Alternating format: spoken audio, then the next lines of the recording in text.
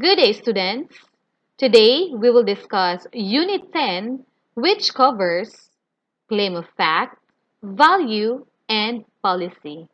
But for this session, I will only cover claim of fact and claim of value. Are you ready?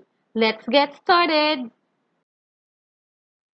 A piece of writing, especially the persuasive or argumentative kind, is filled with propositions or claims. Identifying such claims, either the obvious or the subtle ones, is essential to understanding the purpose of the text as well as its main ideas. This unit provides information regarding the different types of claims, which would greatly help you improve your skills in reading and writing. Let us first discuss Lesson 1, Claim of Fact. There are instances when we need to explain facts about particular issues and instances. This explanation shows conditions that exist or will exist based on present data. In this lesson, we will cover the ways of identifying claims of facts and when to use them during an intelligent argument. Let us first talk about the meaning of a claim. A claim is an arguable statement that defines your goal of the essay. It is a central statement of a text where the writer tries to prove his points by providing details, explanation, and other types of evidence. In persuasive or argumentative writing, the central claim made is called thesis. In simplest term, claims are the pieces of evidences that the writer and speakers use to prove their point. On the next slide, we will have some examples of claims. Here are the examples of claims. We have column A and column B. For column A, good education is one of the keys to success. It is not advisable for children to watch too much television. For column B, the Philippine government should implement a program that would enable all children belonging to the families in the poverty level to finish their high school education.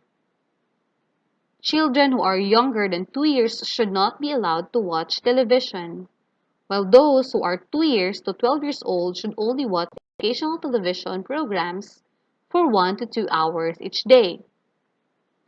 The claims in column A are either broad or vague, while the ones in column B are specific and clearly debatable. These are the examples of claims. Now, let us head on to the next slide. This time, let's talk about the types of claim. The first one is the claims of fact. It is a type of claim that affirms or asserts that a statement is true or untrue. It also argues that the statement is indeed a fact or it defines a particular terms. Lastly, it asserts a condition existed, exists, or will exist and are based on facts or data. Again, claims of fact make an assertion about something that can be proved or disproved with factual evidence.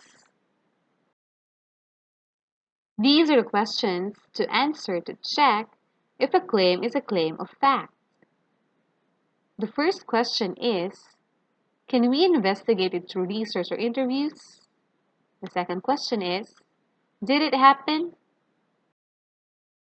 These are the examples of claims of facts. The first one is, cyberbullying has profound effects on young children. Another statement that is an example of this kind is, gaining friends online is not the same as gaining friends in person. The third one is, people are becoming more dependent on technology. And the last example for claims of facts is, COVID-19 and flu spread in similar ways. Claim of fact often takes an objective position. Take a look at the following text. People in general are becoming more dependent on technology. In the Philippines alone, for instance, there were 114.6 million mobile subscriptions and 44.2 million active internet users according to the Global Web Statistics released by a global agency called We Are Social Singapore. Since 2014, the number of active internet users has grown 18%, while the number of mobile subscriptions has grown 7%. The first sentence states a claim of fact. The writer supports the claim with statistics. Now, let us all head on to the last slide of my presentation on claims of fact, which we will know some steps to follow to defend a claim of fact. These are some steps to follow to defend a claim of fact. The first one is state your claim clearly. The second one is provide a brief explanation or definition for words that may be unfamiliar to some readers. Third one is cite recent, accurate, and sufficient evidence. It should come from reliable sources or experts. The fourth one is organize the evidence in a logical way. The arrangement of evidence highlights the most important points. And the last one is conclude your writing. Reiterate the thesis. There you go. Let us now move on to the second type of claim, which is the claims of value. There are times when you are faced with arguments that need to be proven as good or bad based on your morals or values. Your arguments need to be based on the teaching that you believe are ethical or moral. This lesson will teach you how to identify claims of value and how to construct a good one in order to make a good and intelligent argument. Now, let us know what is a claim of value. A claim of value is a type of claim that evaluates, appraises, or judges an idea. It is also subjective, and it may be influenced by the author's religious, cultural, and social values.